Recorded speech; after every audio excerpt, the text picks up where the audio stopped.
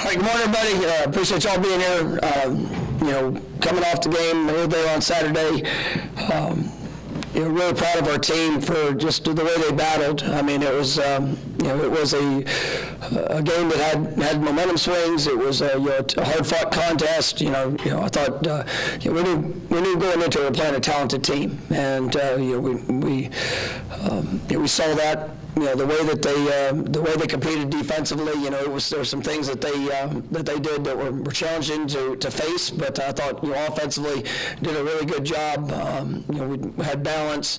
We stayed consistent in trying to establish a run, and then we knew as the game progressed we'd have opportunities to hit some big plays. I thought that was it was. A really good job by our offense being able to execute, and just the response that they had throughout the course of the game. We had a couple of a couple fourth downs we didn't make, and then obviously we had the turnover there early. But other than that, I thought our guys did a great job. Scored touchdowns on 3 of the 4 second half possessions. I mean, really were able to establish some long drives, which is challenging against a good defense. But I thought Jordan was remarkable there, especially in the second half. I mean, it was just he really just did a wonderful job with his arm, with his legs, decision making, and all things.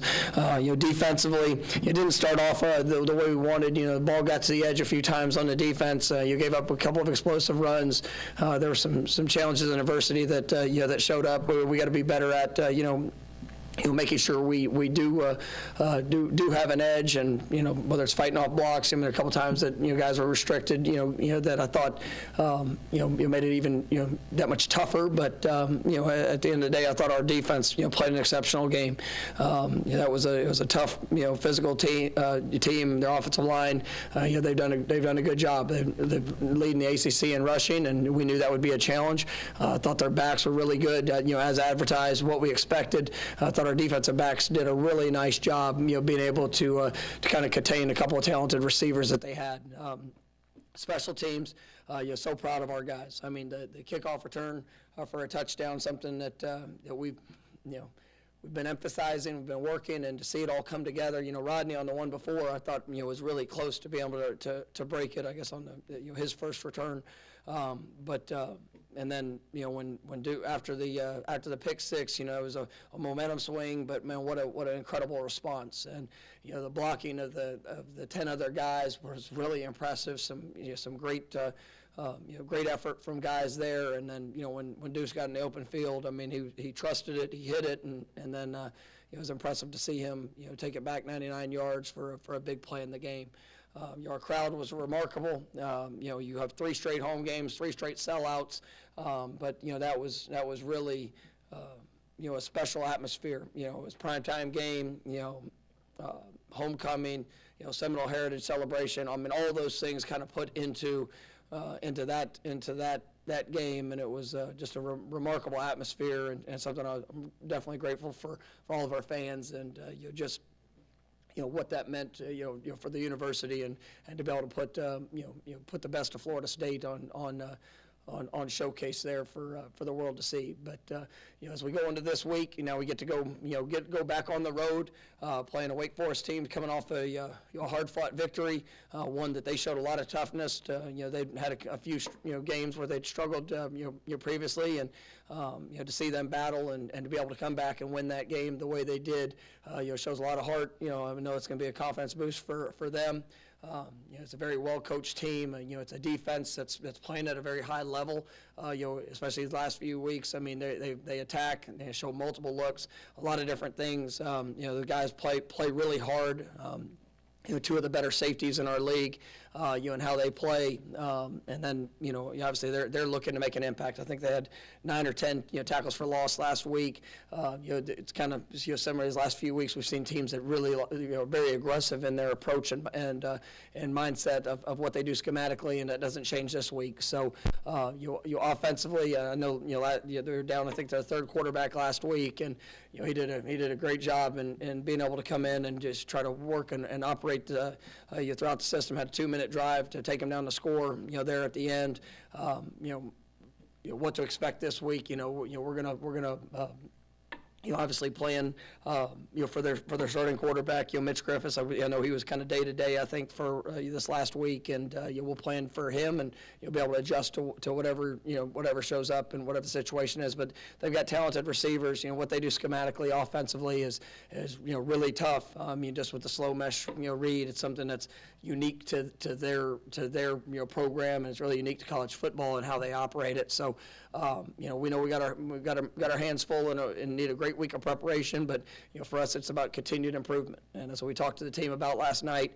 I love, I know I'm glad to be able to say it each Monday, but I love the approach and the urgency from our guys. Last night's practice, they came in, they went to work, they're battling to get better, and we're going to need to see that here this week, because you look across college football, and man, if you don't bring it every week, you put yourself in a position to be exposed, and ultimately we're focused on ourselves, continuing to get better, and but I've been proud of our guys of how they've approached that process of getting better. I know a lot of us were focusing on Jordan running late in that game, but looking back at the game, he seemed like he had a great game throwing the football and all the different throws and different places he attacked. But did you guys also feel like because of the way Duke was playing defense that you might have to use him as a runner? Yeah, we knew going into it that they do such a good job of fitting the run, and they're going to have edges. They're going to make sure that their numbers are right, and so sometimes the way to get that back is to have to incorporate the quarterback some, or to force another read, to where maybe he could be protected and in the run game, and it played out well. And we knew that Jordan would have opportunities, and however many that was throughout the course of the game. I know once we got in the second half, it's something we really want to kind of push towards a little bit more, and we were able to do that. I know the 95 play drive. Some things are reads, which there was one time it was a safety blitz, and the safety came to play the running back, which gave Jordan a soft edge to be able to run, and that was good. And Jordan trusted his read, trusted what he saw. But there's also times that we try to create the opportunity for him and to give him some space. And I thought he did a wonderful job with that as well. So we have those components in each game, and some games it's needed more than others. And but he played. He was lights out. There's a couple missed throws that. I say misconnections, because we had to throw early. He put the ball right where it needed to be. I thought there was a few times just at receiver where we got to continue to push to the mark, and that's something that's a rhythm and timing thing. But I thought he was lights out in how he played. Come to Brendan for our own one. I guess Fabian stood up and said something at halftime. I'm not sure how demonstrative it was, but just for him in general, his growth as a young man from the time he got here to where he is now, how impactful has he been for this program?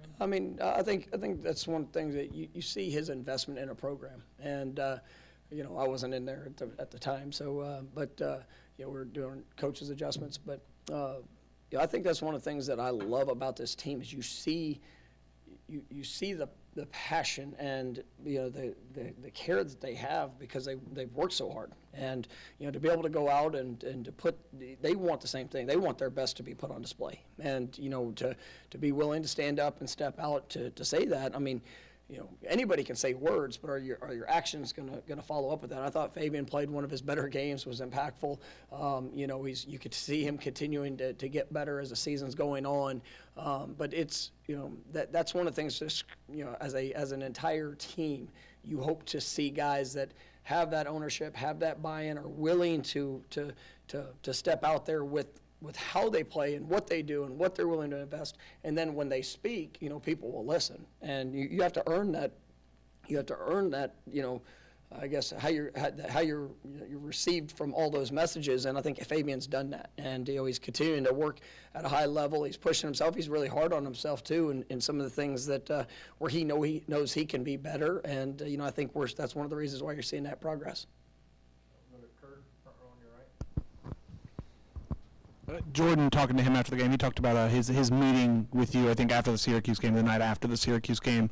I guess, how did that kind of come about? Was that just a mutual, maybe we need to just, like, talk about, you talked about finding the fun again and maybe handle, there's a lot of pressure, obviously, that comes from his role and kind of finding the fun, and how much do you see that benefit him all last week leading up to that game?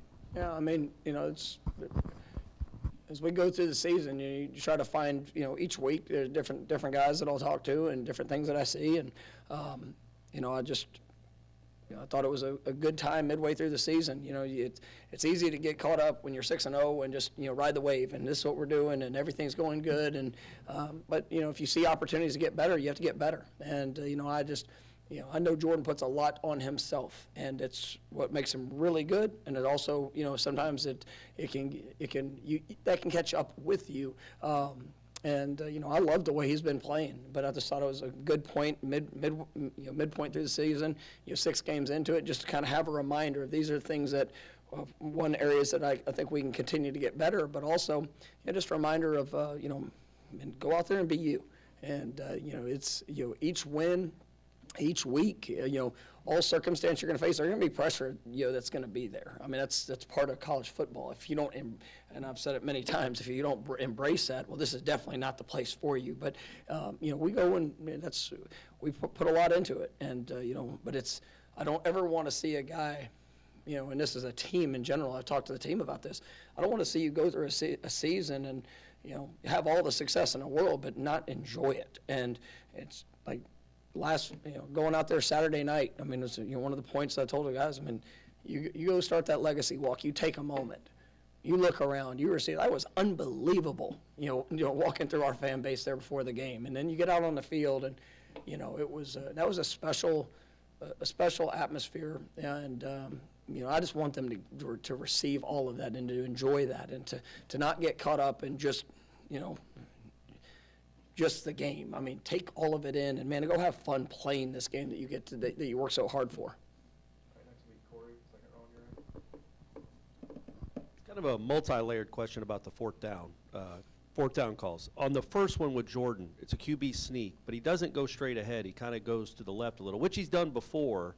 But if he had gone straight, it seemed like the line didn't know. He made the right decision on, the guys knifed in. We were a little bit late, getting off in one position, and they stemmed a gaps defense. So if you go straight ahead, it's not a whole lot of room to get there. But guy came through, grabbed his foot.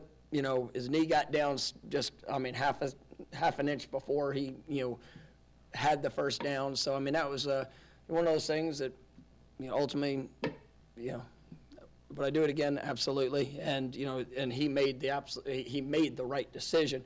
Sometimes you go left, you go right. If the guy, it's all kind of part of it. But came up a couple inches short. And would you do it again from your own 36? I think all things. As you go into a game, you're trying to maximize each drive. And we got 4th and 1. The numbers speak to yes. Early in the game, yes. I mean, I feel like that's one of those things that you're up, you're down. Obviously, all those things you kind of take into it. We're down 7. I feel good about what we have. We don't execute it very well, and we get a TFL in that situation. But I still felt good about the decision, and ultimately it was a 3-point swing. Our defense did a good job. They went out and got a stop, forced a long field goal. They executed. But we're trying to maximize the possessions we have, and that's one of the things you look in college football. I mean, it's especially playing really good teams. It's you got to capitalize on them. Now, there's been times that I've been 4th and 1 situations and I've punted the ball. So it's like it all kind of equates to the game.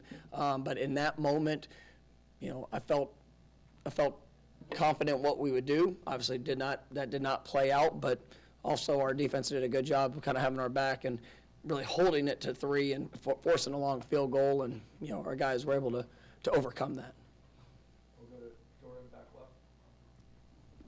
Kind of adding on to that, you guys were really good in 3rd down, red zone. What do you think the key was against you? Which is a really good 3rd down team and a really, really good red zone team? Yeah, I mean, it's our guys, did a great job in their preparation and their planning, and part of the reason why I felt pretty good about, some of those, those fourth downs decisions. I mean, it's a big picture balance, but I liked our plan in that situation. I thought our guys, did a really good job in the way that they worked, and they knew, and we're good in third downs. We're good in the red zone, and sometimes you go good on good, and you got to go out there and execute. And our guys executed at a high level, and I think that was one of the keys to the game. When we talked to the guys last night about our objectives. Our defense did a great job in third downs, third and fourth down situations. We did a really good job in third and fourth down situation, or in third down situations, not so much fourth. But and then when you got down in the red zone, we held them to one field goal and 2 attempts, and obviously we were 4 for 4 and with 3 touchdowns when we got down there. So that was one of the differences in the game. All right, stay on the left side for Essen. On that Jordan Travis interception, what was he looking for, and what did you see when you rewatched that play? And was there something he could have done differently there? I mean, not really. I mean, it was they dropped 8. He had time and went through a progression. Had a window. Sometimes when teams drop 8, there's going to be, anytime that teams drop 8, there's going to be tighter windows. I thought we had an opportunity there. Defensive back did a good job. Ball kind of got tight in on Keon, and obviously it popped up in the air. And do we want to be better? Yes, we do. And there's a couple elements just to technique, things that we could do better. But it wasn't, coming off of it, wasn't like, oh, this was a terrible decision or this was that. I mean, it was, their guys did a good job rallying to make a play. We got the ball, into a tight space, but obviously it didn't work out, and we'll be better here moving forward. All right, stay over here for Brendan. Having 3 straight home games, and especially with the atmosphere you had this past Saturday, I guess what kind of impact can that have for when recruits visit and just for them to even see it on TV? Like, how does that platform help? Oh, I mean, it means everything for that. I mean, we've had 3 straight weeks, a lot of great, recruits that are here, and being able to see, what it is, a game day environment, to be able to be a part of this program. We've had a lot of guys make multiple trips, coming back, and I mean, they see the importance of Florida State football. They see that, you get 3 straight sellouts, whether it's afternoon game, obviously the night game was remarkable, but they see the passion around this program. They see the platform that they get to be on. It's awesome when it comes to that experience for a young man trying to look at the places that that he would want to be at, and it's definitely made a great impact. Go back to Ira on your right. I also want to ask a multi-layered question. So we've gone away from the 2 for Yes. 1s. Now we're multi-layer. There was a negative stigma. Thank you so much. I didn't sense it. There was a negative, but On the Lawrence Toafili touchdown, the screen pass, I mean, you were super excited, like I'm sure everybody was, but like, was it as much about the play call and how it worked, or was it just the circumstances in getting that score? And then also, could you just talk about Lawrence and like how you kind of define him? I mean, he's not like somebody that has to have the ball 20 times a game, but he seems like he makes a big impact every game. I'm going to give you a multi-layer response. Yes. So to all in the first question, it was, to see the players execute in that moment, you could kind of get a sense that, we were pushing to the brink. You start seeing a little bit more pressures, pops. To be able to have a play call that, was good into a situation, but then for the unbelievable execution. And what I loved as much on anything on that play, the effort. Because nobody, I called it out. I told our team after the game, I think I even said something in the postgame, go watch Marquise Douglas on that play. He's away from the play, does a great job. It's kind of a speed sweep action to Keon. A little bit, we had handled a speed sweep earlier. You see the kind of a little bit of the pull, but Marquise comes all the way back across the field and has the last block to be able to allow Lawrence into the end zone. You look at the offensive linemen that were out leading the way. I mean, that gets me fired up when I see that, because I know practice. I know how much time we put into it. Jordan does a good job drawing the rush. Lawrence does a great job of getting out. A guy comes to grab him, he avoids it, and then you finish in the end zone. That's beautiful. Like, it's a wonderful thing as a coach. And yes, situation. Yes, now you go up going to be up 11 or chance to be up 11 with the extra point. But all of that is the emotion, and for what Lawrence does, I mean, he is, how do you describe him? Playmaker. Whatever you ask him to do. I mean, he was covering punts as a gunner. He's been on our punt pressure team. Just whatever it takes. Running back, what he does at receiver, blocking, protections. Like he had a couple of pass pros in the game that I thought were awesome. I mean, just whatever we ask him to do. I mean, he's such a playmaker, and you see the physical development in his body. He's been great throughout his career. In space and this and that, but you see the total package really starting to emerge, and whether it's big runs in the run game, whether it's catches out of the backfield, lining up at receiver, whatever he's asked to do, he's been really, really good at kind of embracing that his versatility, but he's still growing in it, and he's building more confidence into things as he's grown physically. Do you foresee Destin and Johnny being available this week or anytime soon? And if not, maybe talk about the receivers that have to step up in an absence and why you have depth in a Well, we'll see where it is. I know I can tell you Johnny was in a really good place yesterday. Coming out of the game. Destin went through got more work yesterday in practice than what he did in the previous week. So excited to see kind of where those guys go as the week progresses. But it does open up new opportunities, and it's good that we have depth in that position. It's good that we see guys being able to get quality reps throughout the course of the game, and now it's just elevating the production. And if you have we never know what it's going to look like. Coming into the last game, I mean, Duke did a really nice job of trying to take multiple guys to focus on, the outside guys, and I don't even know how many catches there are. Tight ends, running backs. I mean, it was, they were awesome in the game, and they took advantage of the opportunities that came their way. And so, it's the same thing at the receiver position or running back, or when you get into the game, because Holmes had a touchdown at red running back, Rodney had a touchdown. When you get in the game, you got to make it count. And, obviously, I love our depth at receiver, Darion, Kentron, Jakai, getting him, continuing to get ramped up. Akeem Williams, I mean, those guys, Deuce Spann, I mean, has really, that was a big, I love even watching Deuce last night. He was bouncing with a different step. And, sometimes those big plays can do that for you. Dre Jacobs is another true freshman that is, hasn't really been forced into the actions, played a little early, but he's a guy that is continuing to get better and has got to grow and emerge. So, I'm excited about what that group is, and hopefully we have Destin and Johnny rolling here this week, because that keeps us at full strength. And so, but if not, it's new opportunities for other guys, and we got a talented group. We'll go back to Kurt. On Jordan's touchdown run, I know Jaheim was kind of the lead block for him. I think it was waving him in right before he kind of laid a big block that kind of paved the path totally for Jordan. That's not, I know, why you brought Jaheim here to be the blocker type, but how have you seen him take to and kind of grow in that aspect of the tight end role? I mean, it is actually one of the reasons why he's here, because we saw a guy that was very talented with the ball in his hand, a very explosive player. I wanted him to be a complete player, and the fact that he's embracing that role, like that is about growth. Like, yes, Jaheim does wonderful things with the ball. Like, I mean, you see his playmaking ability, you see all of that. But why a guy comes here is to get better. And we saw a young man that had tremendous athletic ability, tremendous explosiveness.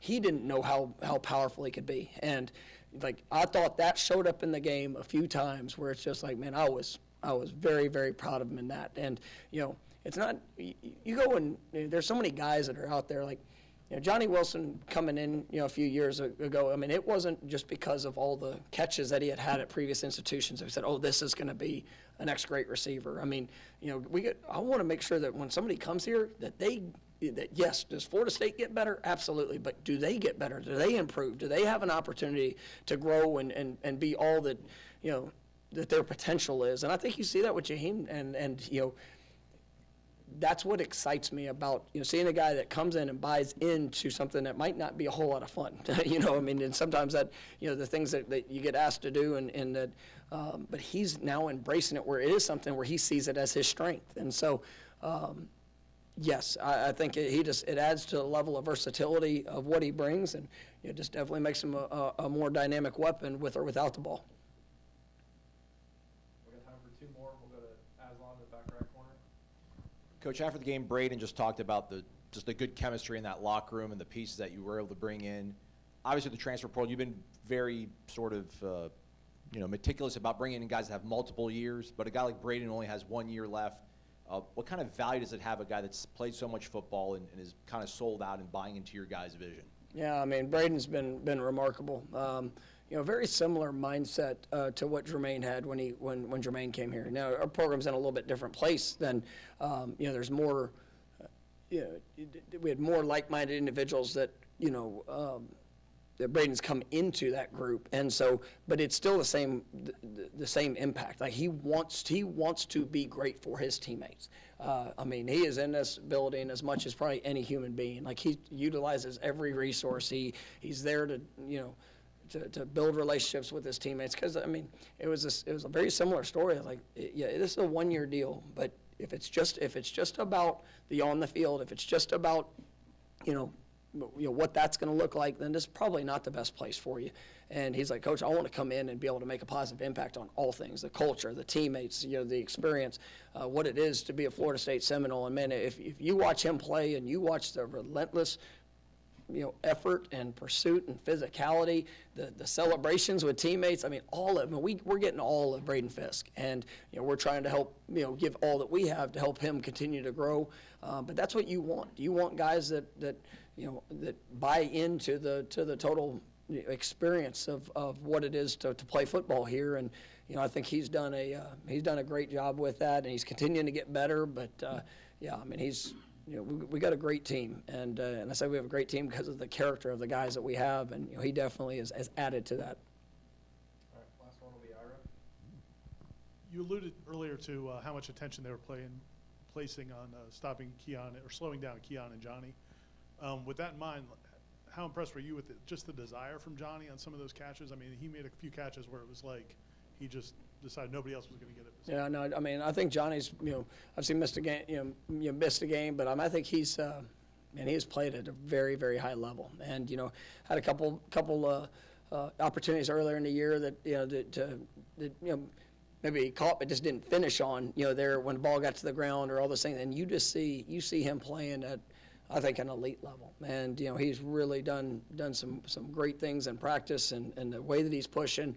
I'm so proud of him for the positive strides that he's taken, and that's what you want. And when you have go-to guys that they get opportunities, you want to see them capitalize on those, and he's definitely trying to leave his mark with every time the ball comes his way. All right, thank you, Coach. All right, thanks so much. Y'all have a great one.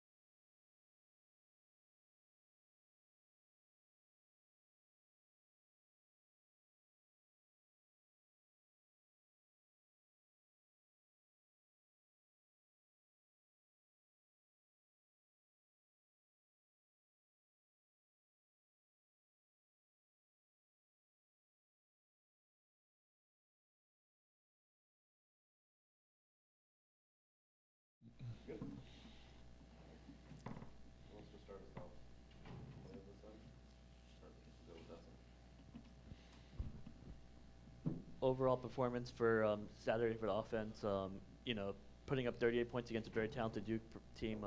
What did you see and what did you like from the team?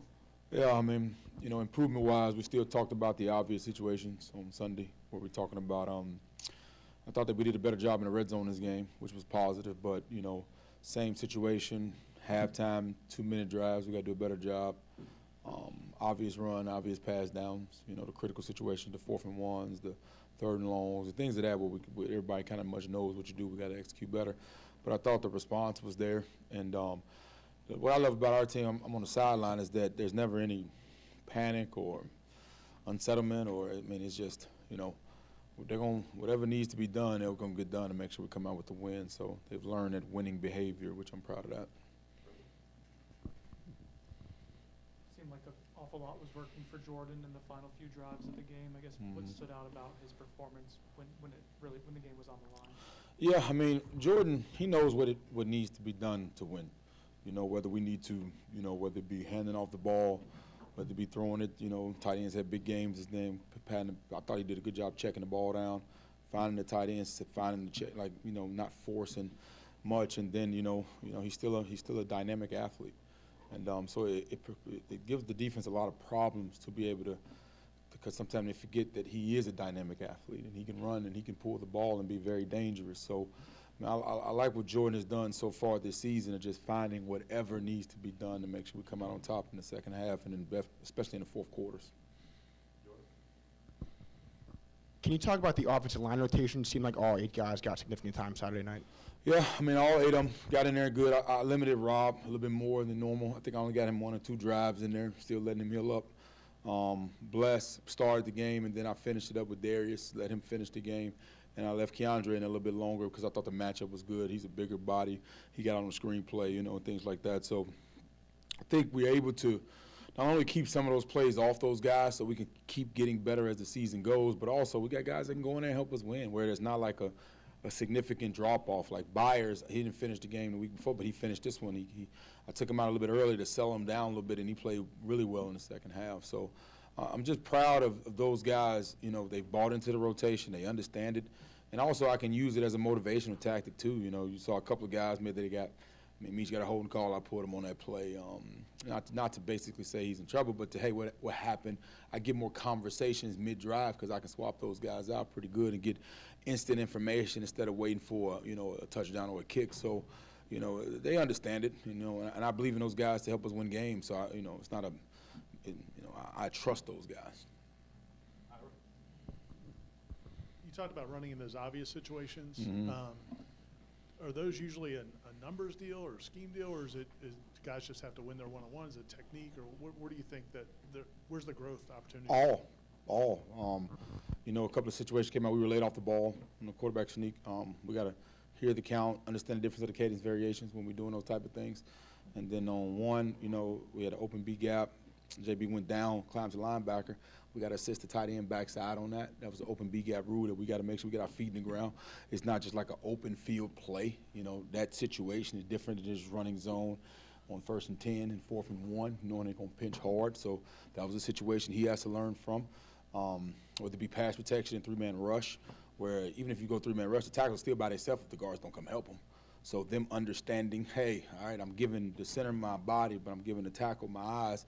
And those little things that because like that was Keandre's first time in that deal, but I had Meach and Casey in it a week. So it's just always learning from those situations. But when we got into the situations again, I saw the improvement. And that's all I'm looking for in the game of when it happens again. So the 4th and 1, JB didn't help there, and then later on he did. And then this play Rodney scored, Darius Washington did a phenomenal job of banging the tight end and getting to the backers, what we want to do in that situation. So I get to show the example of that's what I'm talking about in that situation so we can see the improvement. So now you play the next game, it's not that anymore. So as long as I'm seeing that constant improvement as we're going, I'm happy to, and that's what I want to see. For Jaheim Bell, obviously he's provided the explosive plays throughout the year. For him to be that safety valve, to be the guy that was moving the chains, was, you know, what do you think for his performance? And then also Marquise and Douglas was plenty involved in the first drive. Just overall the tight ends play. Yeah, I mean, Duke is that was a really good defense. And they did some things that kind of, you know, clouded and put some underneath and over the top coverage on the outside. So I thought Jordan was smart with the ball. He distributed to the tight ends and the backs. He had some good check down to the running backs. The screen game came alive, his run game. So, well, we attempt to make it difficult to slow us down. You know, I mean, there's different ways we have to be able to find ways to advance the football. So whatever you're taking away, we got to be good enough to make sure whatever you're not taking away, we can be explosive in it also. So it's just putting those guys in the best situation, and Jordan does a phenomenal job of distributing the ball. But now Marquise had the between the legs catch. I mean, should have caught the first time, but he's a good player. Morlock had a big deal, big. What I liked about Morlock, when he caught the ball, tight turn, get vertical. Jaheim Bell finding the space in the middle and then getting those tough yards, and also blocking. You know, Jaheim did a really good job on some of those runs with Jordan. He was the lead blocker on those deals. So, I mean, those guys, it's a total buy-in of, and we're going to find a way, and whatever's deemed necessary that we can find and exploit, we're going to do it. What does Wake Forest do on defense? Anything in particular stand out to you on film with them? Yeah, I mean, Wake, Mustafa, number 3, man, I think he's one of the better safeties, tackling safeties I've seen. Man, they press you down, they can get down, they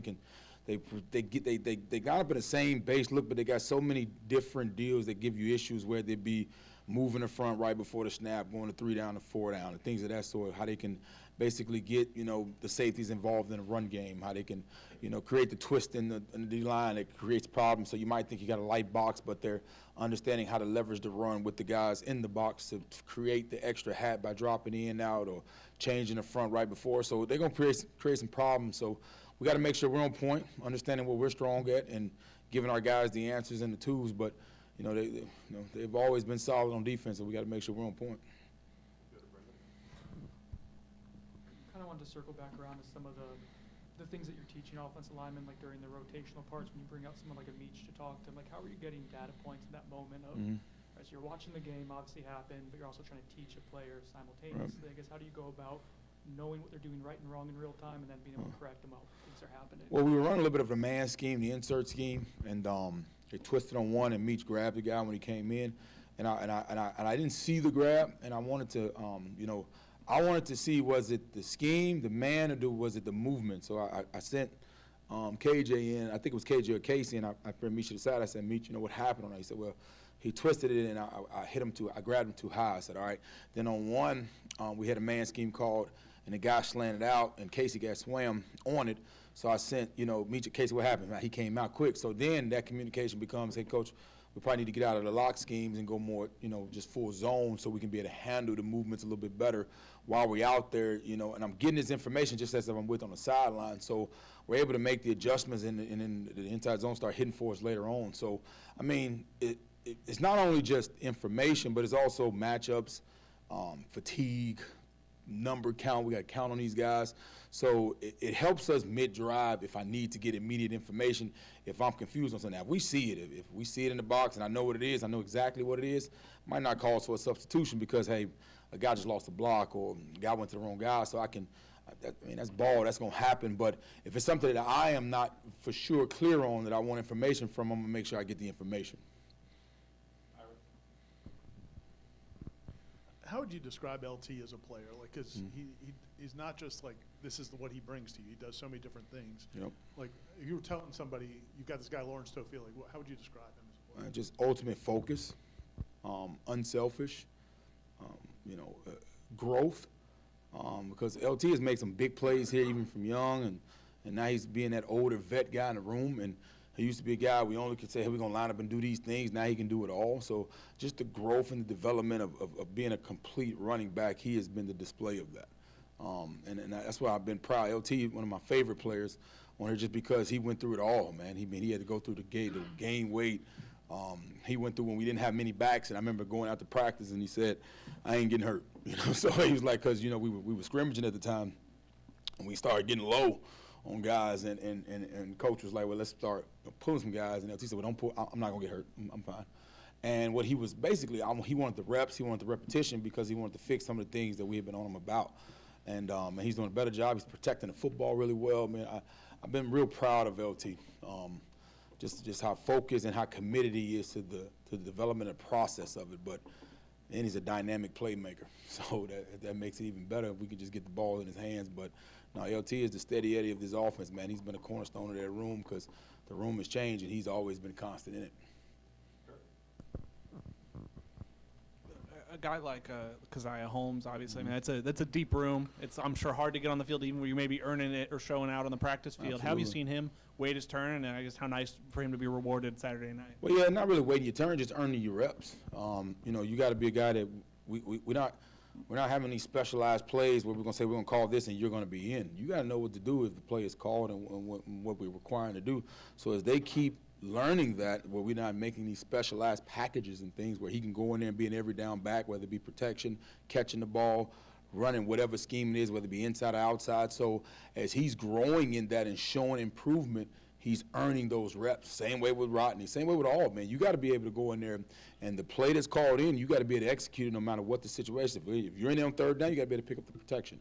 If we run the ball outside, you got to be able to, if we're swinging the ball, you got to be able to catch it, or you'll build unnecessary tendencies. So as he's committed to the growth and the process of it, he's starting to see the dividends of his hard work. And because I was a good player, but like you said, it's good players, so you got to be on point, you know, to get out there and get some meaningful reps, or you know, it forces you to be more focused in your task at hand and not really say, well, you know, you can earn it and you can practice hard, but it's still another guy that might still be. LT might still be practicing harder than you. Trey might. I mean, so you got to pick it up even more, which is why it's elevating the play of a lot of guys on the roster.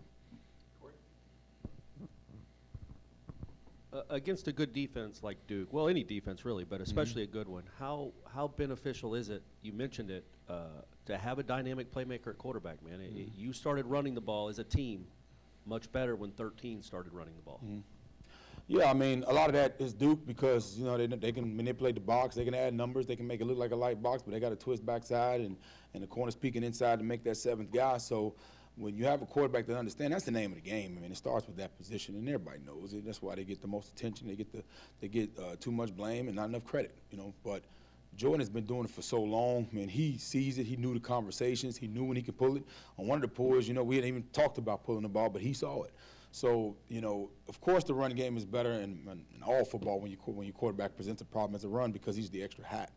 But no, man, Jordan, this offense is his offense. So as he sees it and he executes it and we trust him fully to go out there and make great decisions. Our job is to make sure we don't do nothing crazy and ask him to do something that don't need to be done. When you guys came here 4 years ago, one of the things you talked about was wanting a team where everybody is happy for each other when they do well and not just about themselves.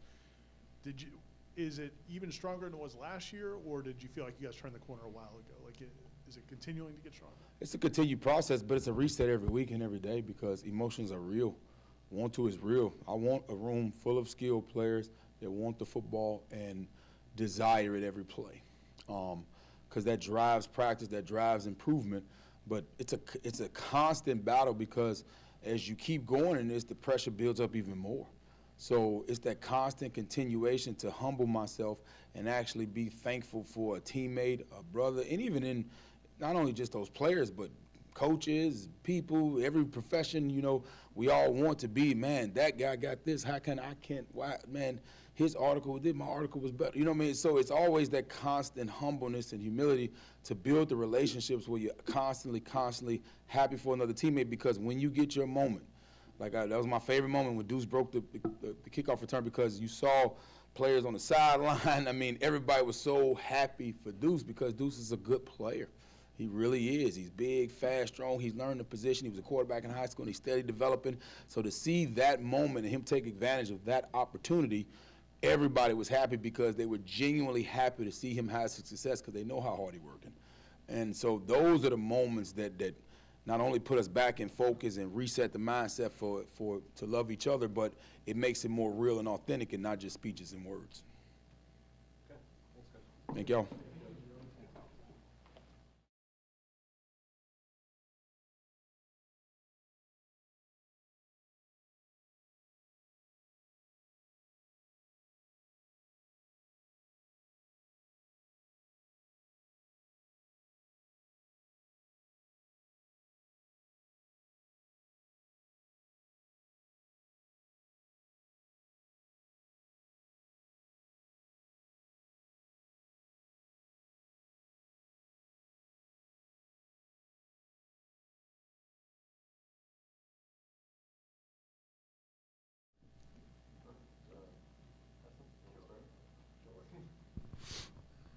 It seems like Shaheem Brown the last, couple of weeks especially has come on. He had a couple of good plays, few good plays against Syracuse, and last week had a couple more plays. What's he doing well, and what's his energy like now that he's performing like this? Yeah, he's been having success. It was great to see him get the interception, but I've seen this coming with him. Continue to challenge him, coach him, put him in good situations, and this has been a long investment for him and for us. It's good to see it pay off. He's one of our better players, and I think he'll continue to get better. Coach, the last few weeks when we've talked to the players post-game, they talk about the second half adjustments, and they just say, we sit around and say no more points, and then there's no more points on the board. Is it really that easy? The guys just lock in, or what has been the key to 0 points in the second half the last 3 games? Yeah, we make sure we say no points all the time. It's good that that's happened more than it hasn't. It's just, even when you go in a game playing like for weeks like this, when you get into this point in the season, there's no really wholesale changes, right? But the small adjustments, the small understandings, whether it's going into a game, whether it's series by series, it all matters, But I think we do have a veteran group. And when you have a veteran group, usually the things that you say or the things that they see, those reps mount up quicker. And so the adjustments or their reactions and all things, usually it's expedited in your ability to solve, not problems, but just create answers or, better anticipation. And so, we've got a good group of players. We got a smart group of players. And, I think it's a group that when you communicate with them, usually there's a really good approach to that. Similar to Duke, Wake is one of the least penalized teams in the country, least penalty yards as well in the country in the top 10. Does it help in the discipline sense that you are kind of seeing that in back-to-back weeks, kind of a team that doesn't really, give up a lot of penalties? Yeah, we don't really have anything to do with that, for our opponents, and I think what it tells you is you got 2 well-coached teams. Dave Clawson's been successful everywhere he's been. He's taken Wake, at a really consistent level, and I think he's one of the better coaches in the country. And I think how do you measure that? Penalties are one way to measure it, and so he's really good. He's done a great job there. Obviously, a lot of good things on defense in that game. The plays where they got the edge in the running game, is that multiple mistakes? Is it they hit the right play call at the right time, or what was going on there? Yeah, it's never the right play call at the right time because there's never a play where the edge of the defense isn't important to us. There's really, there was the biggest run of the day was just a big space crack replace, and I thought we had the edge set without the corner as well, but we couldn't get there. The ball bounced. We tried to go make the play, and our guy got kind of tangled up on a block and pulled back and whatever it was, but we got to go make the tackle too. A couple of the other ones, because when you're trying to set edges, you don't just want to run up the field and create a bunch of space because now you have the edge set, but there's a bunch of space inside for the next player to make a play. So you're always trying to set hard edges and firm edges, and our job is to take away all that space, and you can do that from outside in, and but then when you get decent backs and they bounce the football, you usually try to expand, and sometimes the guy's a little bit quicker than you expected. Sometimes they're trying to block you and you're trying to get off, and so those things happen, but definitely something we emphasize, and I would say there's probably about 80 yards of offense on just some bounce plays, and so that's something we got to eliminate. I could be wrong, but I feel like defensive end is one of the positions where you rotate 2 at a time. It's 2 guys. Verse plays with Peyton. Turner plays with Edmond. I don't know if that's been going on the whole season. I think most of it. Is that always the case with defensive ends with you? Could you do like Verse and Edmond and Peyton and Turner, or do you like those 2 guys rolling out there together? It's really a good observation for you, Corey, because it's really happened a little bit more the last 2 weeks. It's not totally by design. Obviously, Pat and Jared played the majority of the snaps.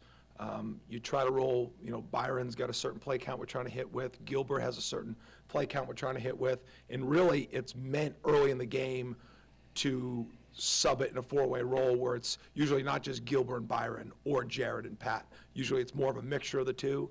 But as the game gets going, and if we're playing pretty good and early down, you're trying to keep Jared and Pat fresh on third down too. So that's how that plays out sometimes.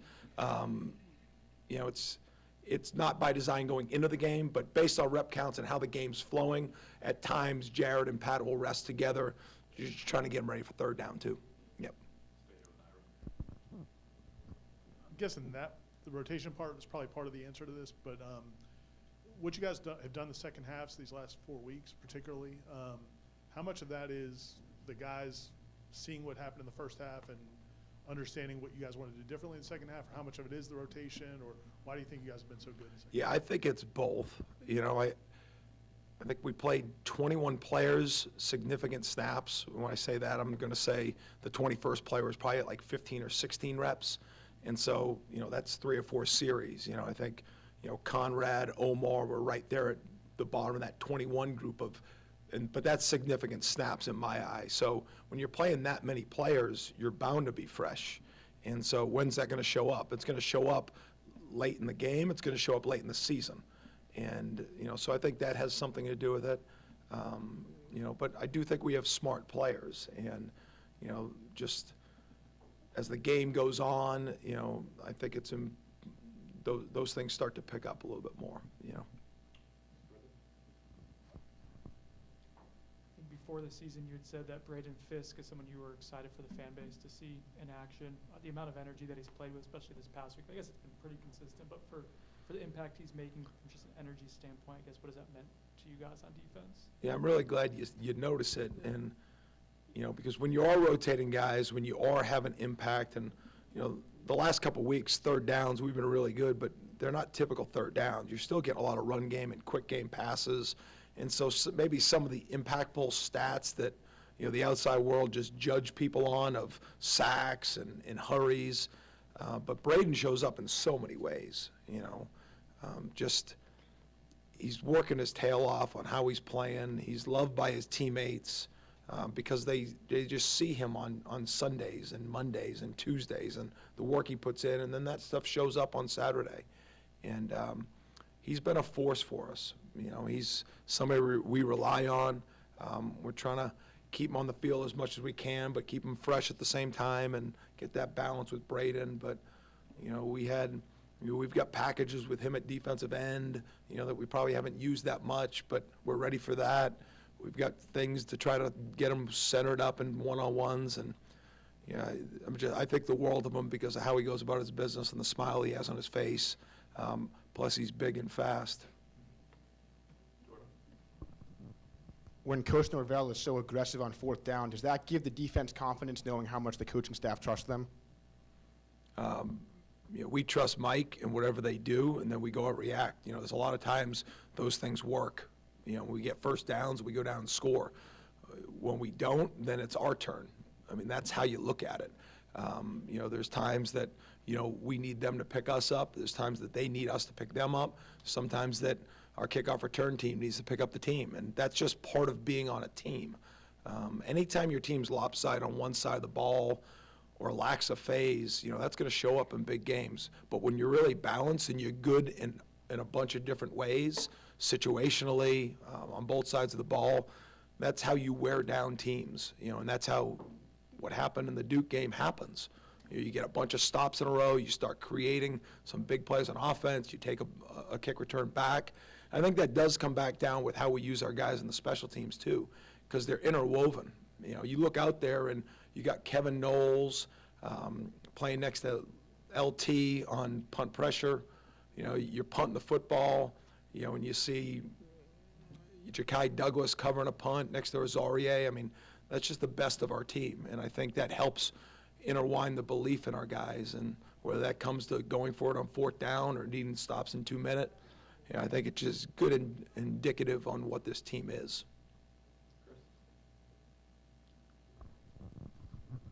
Wake, how different are they if it's Griffiths versus somebody else, and what does Griffiths do well at quarterback for them? Yeah, I don't think it's by plan they've played so many quarterbacks. You know, I think, you know, they've run into some turnovers, they've run into some injuries. You know, I think what's helped them is even though they've had to play a couple more people behind the center than they've wanted, they've been so consistent in their scheme and their execution throughout years that, you know, they can go back and, you know, they've had a lot of success at quarterback at Wake through Dave's, Coach Clausen's time there at Wake. And, you know, I think they went in the season, you know, with Griffiths as, you know, the quarterback that was the heir apparent. You know, they've run into a few issues with, you know, I know he's been banged up and has turned the ball over a few more times than they've wanted. You know, but, you know, they've got a good staff over there. I'm sure they're working to get it figured out. And, you know, I think that offense has had a long history of success. So, you know, it brings its unique challenges.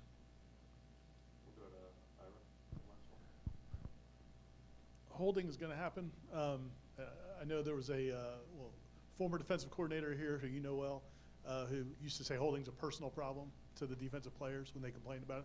But what do you tell guys, and how do you evaluate plays when that happens?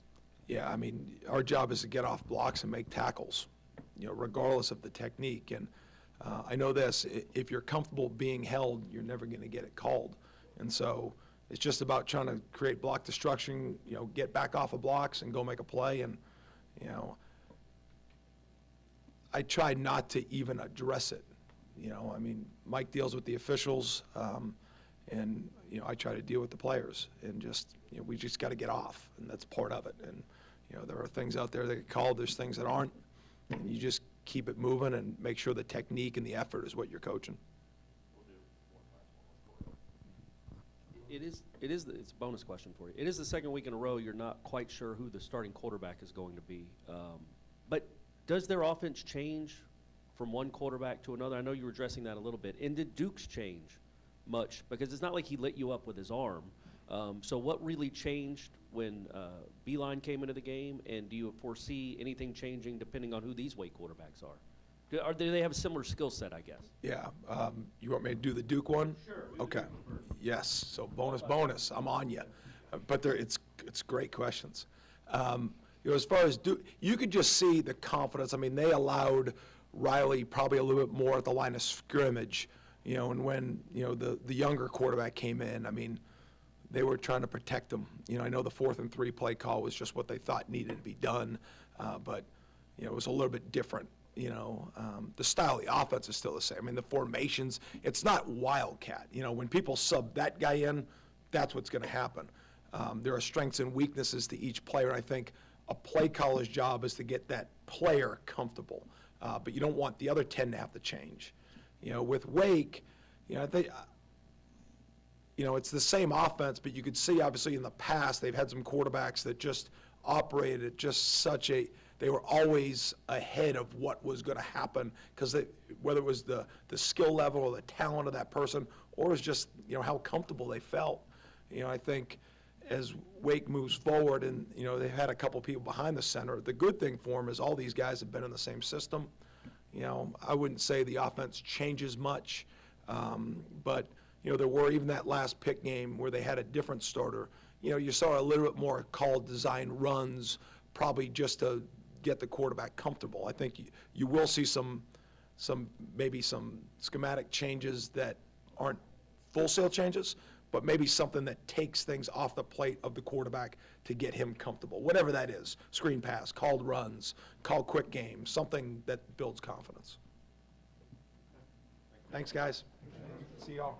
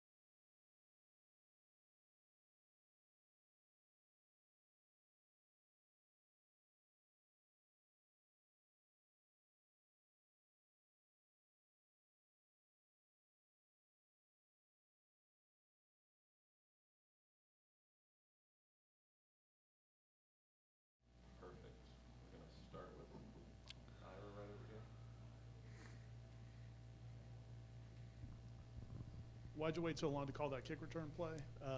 No, but what was different? Braden being out there is a little bit different. Was there anything different about it? Well, a couple things about it. We actually had that particular return called on the first one, too. That was a touchback.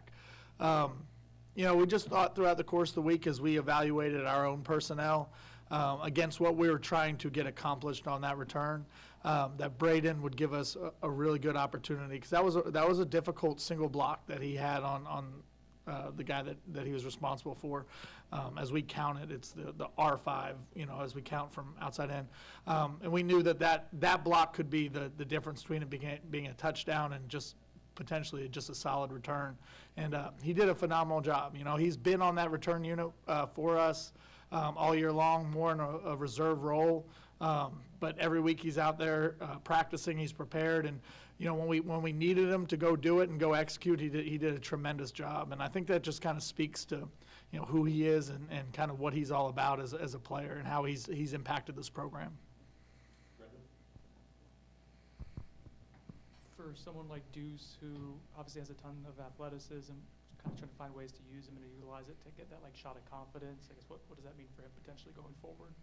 I mean, Deuce, when he has an opportunity to have the ball in his hands, especially in open field, and that being a field return where speed is critical. He was the in my mind and coach's mind the best suited for that role and responsibility. And we talked about through the course of the week, like, you're going to hit it. And there was really never a doubt that if we got the right kick. And obviously we had to do a good job blocking, which the guys did a tremendous job, that he would have the ability to take it to the house. And he never slowed down. And I thought he did a tremendous job. I think there was a punt. I think it was in the second or third quarter where Keon Coleman kind of fielded it, and he went down but also got hit. Was that one of those that you kind of want him to call a fair catch on, judging the space and seeing don't take the extra hit when you don't need it? The real deep one that he caught over his shoulder. Yeah. I think those are sometimes tricky to fair catch because he's tracking the ball in that situation. And give credit to Duke. We said going into the game that there was the top two punters in the league that were going at it, and they did a really good job in terms of how they affected field position in their punt game. But I thought Keon did a good job fielding it. Like I said, I trust his judgment, and I'm never going to tell him when to or when not to, because I do trust who he is, and he's got to make that decision, and I want him to be confident in it. Like we'll always coach him during the week on specific situations, but if he feels like it's time to go make a play, I trust who he is and his judgment in those situations. How does Wake Forest's offense, the slow mesh, and the uniqueness of it mess with defensive ends and timing? Well, I think the challenge of it is, for one, the uniqueness of it, that it's different from the week-to-week, offensive schemes, especially in the run game that you typically see. It's hard to replicate. It's hard to simulate. So it's going to be a really good challenge for our scout units to give the best look that they could possibly give. And then from a defensive line perspective, I think the most important thing is that you maintain your gap integrity. Sometimes that slow mesh lures you kind of out of your gap because you feel like, it's time to go get off the block, because that mental clock that you always have in terms of how fast you need to get off blocks is kind of triggered.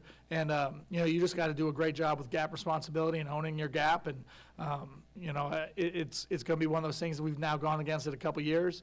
And hopefully we're going to be a little bit more confident in how to play against it than we have in the past. Two quick ones. First, is that Duke kid the best punter that's ever lived? I mean, that was incredible. Did y'all know he had, obviously he was one of the best punters in the country, but those were missiles he was hitting. Yeah, no, he had a tremendous night, and we knew he was really good going into it, on that evening, he really went out and executed well. He did a good job. And I thought, like I said, I thought Keon did a good job of fielding all the ones that he could to limit any extra roll that could be there. And that's a big play to him catch it over his shoulder, right? Most kids would let that bounce, and then it could go out at the 1 yard line. Exactly. No, I thought it was good that he fielded it. And then what goes into, because Rodney started the game as the kick returner. So without, I guess, revealing any secrets if there are any, what goes into Deuce being out there sometimes and Rodney being out there sometimes? For that specific game, and that's not necessarily going to be the case going forward, so I don't necessarily feel like it would be giving anything away. We wanted Deuce to be in there when we ran that particular return that we ran, and we wanted Rodney in there when we were running other ones. So that was really kind of what led to that. We typically don't do that, so I don't really feel like I would be giving anything away. But we did feel like Deuce gave us an opportunity.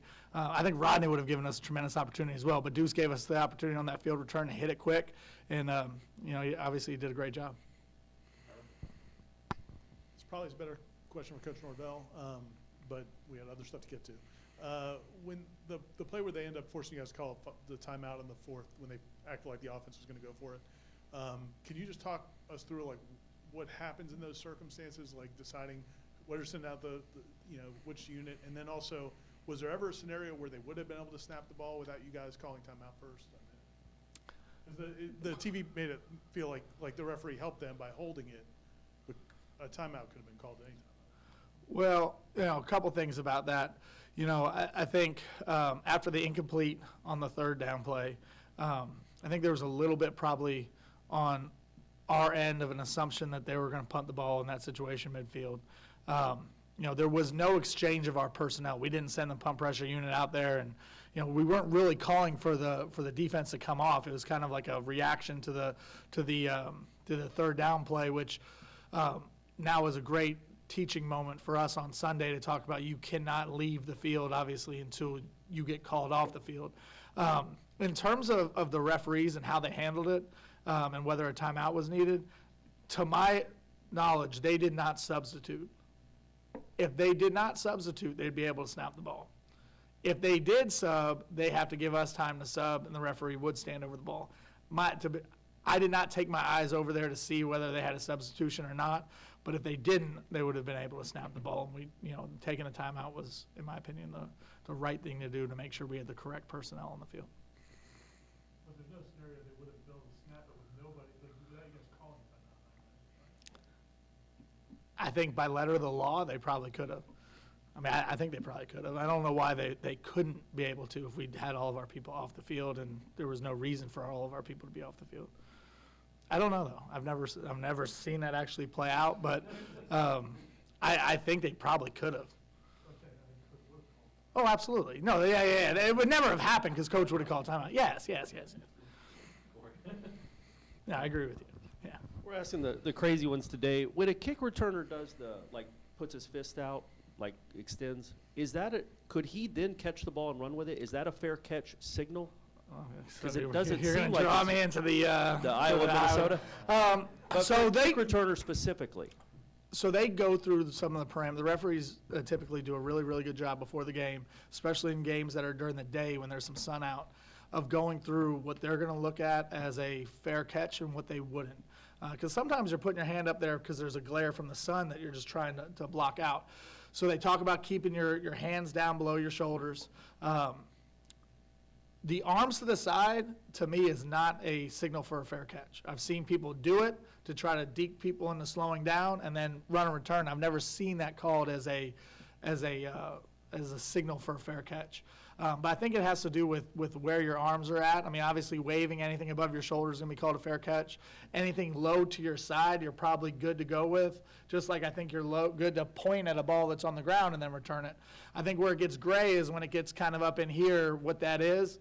And at the end of the day, it's a rule that's put in to protect returners. And I don't think referees are ever trying to hurt anybody by calling it.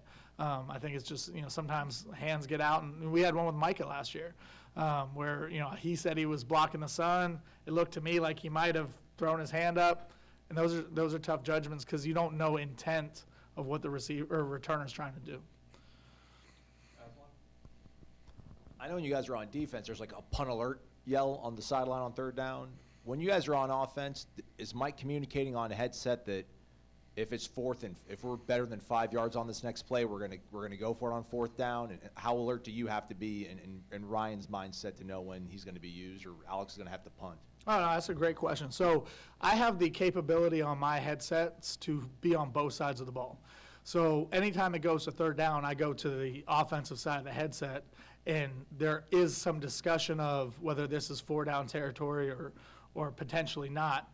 Either way, like in a 3rd and 5 scenario, either way, we're going to have the kick units ready. Because if we take a negative play, then we certainly might be in a position where we're gonna punt it or kick a field goal. If it's a positive play, but we don't get the first down, that's obviously where the decisions come into play, and that's where, you know, I'm listening on the headset for a coach to make a call on game situation, whether it's a go for it situation or whether we're going to send out one of our kicking units. Anything else? Okay. Thanks, JP. Awesome. Thank you, guys.